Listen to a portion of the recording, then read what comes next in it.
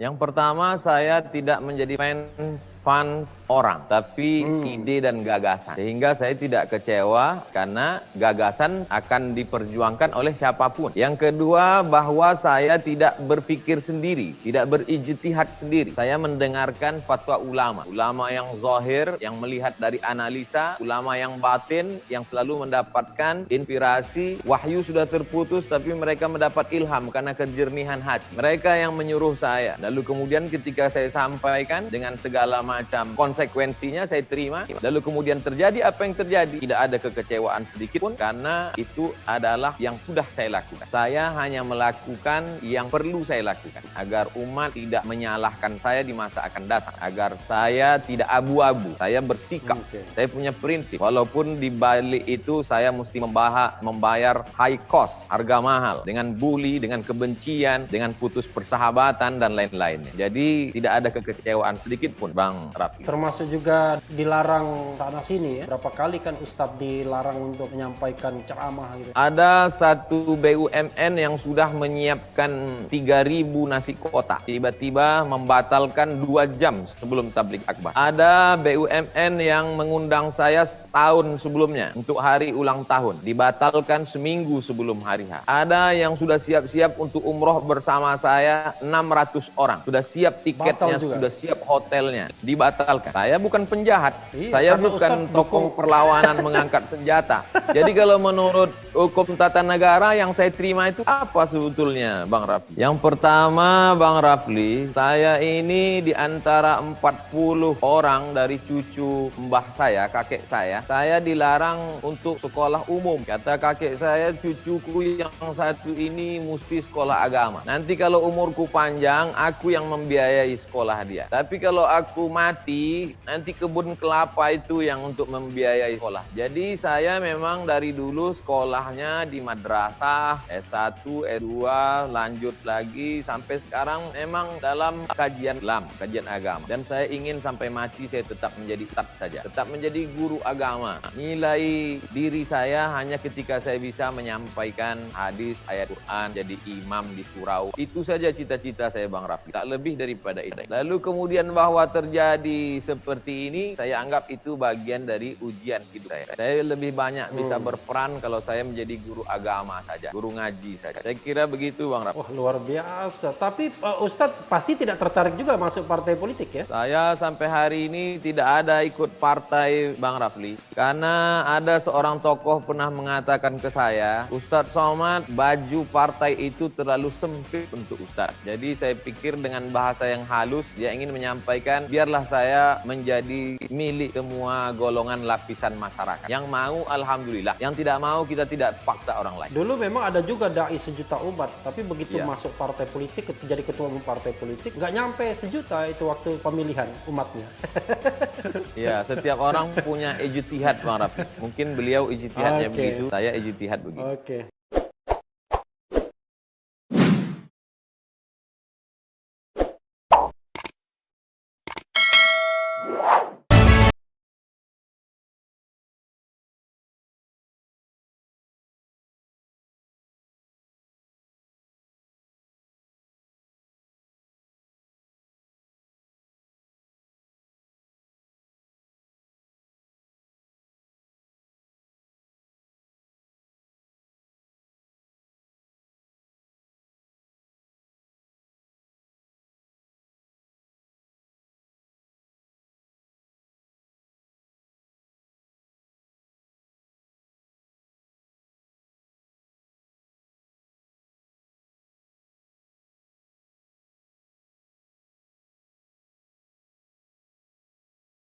Pertama, saya tidak menjadi fans orang, tapi ide dan gagasan. Sehingga saya tidak kecewa karena gagasan akan diperjuangkan oleh siapapun. Yang kedua, bahwa saya tidak berpikir sendiri, tidak berijtihad sendiri. Saya mendengarkan fatwa ulama. Ulama yang zahir, yang melihat dari analisa, ulama yang batin, yang selalu mendapatkan inspirasi. Wahyu sudah terputus, tapi mereka mendapat ilham karena kejernihan hati. Mereka yang menyuruh saya. Lalu Lalu kemudian ketika saya sampaikan dengan segala macam konsekuensinya saya terima. Lalu kemudian terjadi apa yang terjadi. Tidak ada kekecewaan sedikit pun karena itu adalah yang sudah saya lakukan. Saya hanya melakukan yang perlu saya lakukan agar umat tidak menyalahkan saya di masa akan datang. Agar saya tidak abu-abu. Saya bersikap. Saya punya prinsip. Walaupun di balik itu saya mesti membayar high cost, harga mahal. Dengan bully, dengan kebencian, dengan putus persahabatan dan lain-lainnya. Jadi tidak ada kekecewaan sedikit pun, Bang Raffi. Termasuk juga dilarang tanah sini ya. Berapa kali kan Ustadz dilarang untuk menyampaikan ceramah gitu. Ada satu BUMN yang sudah menyiapkan 3.000 nasi kotak. Tiba-tiba membatalkan 2 jam sebelum tablik akbar. Ada BUMN yang mengundang saya setahun sebelumnya untuk hari ulang tahun. Dibatalkan seminggu sebelum hari H. Ada yang sudah siap-siap untuk umroh bersama saya 600 orang. Sudah siap tiketnya, sudah siap hotelnya. Dibatalkan. Saya bukan penjahat. Saya bukan tokoh perlawanan mengangkat senjata. Jadi kalau menurut hukum tata negara yang saya terima itu apa sebetulnya, Bang Raffi? Yang diterima itu adalah perlakuan diskriminasi. Diskriminatif itu. Jadi tidak equality before the law. Kan setiap warga negara bersamaan kedudukannya dalam hukum dan pemerintahan. Jadi no matter Anda dukung 01, 02, perlakuan harus sama kan mestinya begitu. Tapi memang kalau Ustadz dukung petahana 01, ya memang lebih lancar jalannya. Karena dukung 02 ya BUMN banyak yang batal pastinya ya.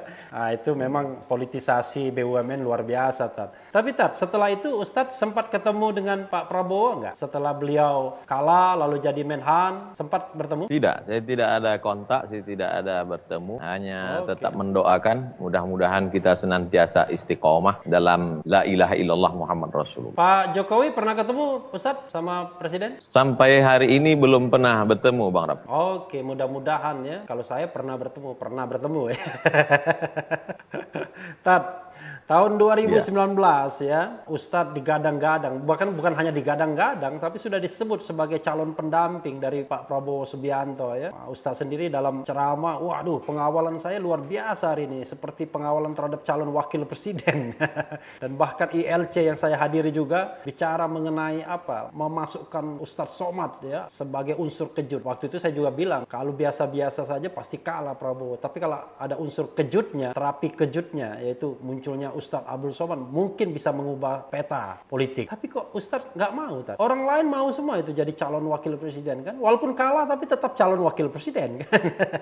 Yang pertama Bang Rafli, saya ini di antara 40 orang dari cucu mbah saya, kakek saya dilarang untuk sekolah umum. Kata kakek saya, cucuku yang satu ini mesti sekolah agama. Nanti kalau umurku panjang, aku yang membiayai sekolah dia. Tapi kalau aku mati, nanti kebun kelapa itu yang untuk membiayai sekolah. Jadi saya memang dari dulu sekolahnya di madrasah, S1, S2, lanjut lagi sampai sekarang memang dalam kajian Islam, kajian agama. Dan saya ingin sampai mati saya tetap menjadi ustadz saja, tetap menjadi guru agama. Nilai diri saya hanya ketika saya bisa menyampaikan hadis, ayat Quran, jadi imam di surau. Itu saja cita-cita saya Bang Raffi, tak lebih daripada itu. Lalu kemudian bahwa terjadi seperti ini, saya anggap itu bagian dari ujian hidup saya. Saya lebih banyak bisa berperan kalau saya menjadi guru agama saja, guru ngaji saja. Saya kira begitu Bang Raffi. Wah luar biasa. Tapi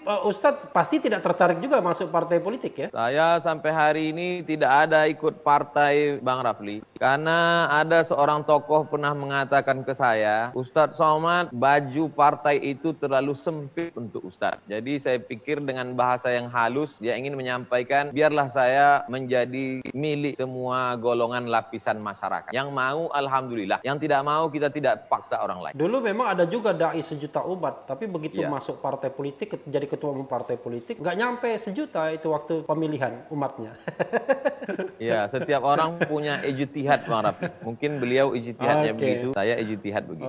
Tat, kenapa akhirnya harus keluar dari ASN? Kan nggak ada masalah sebenarnya. Kalau memang berpolitik tidak, karena netralitas formalitas ASN memang harus, tapi kan Ustadz juga tidak berpolitik. Kenapa akhirnya harus keluar? Ada hal-hal yang bisa kita bicarakan diekspos di depan masyarakat umum, tapi ada hal-hal yang bisa dibicarakan hanya Abdul Somad dan Bang Refli Harun saja. Ya ini berdua kita.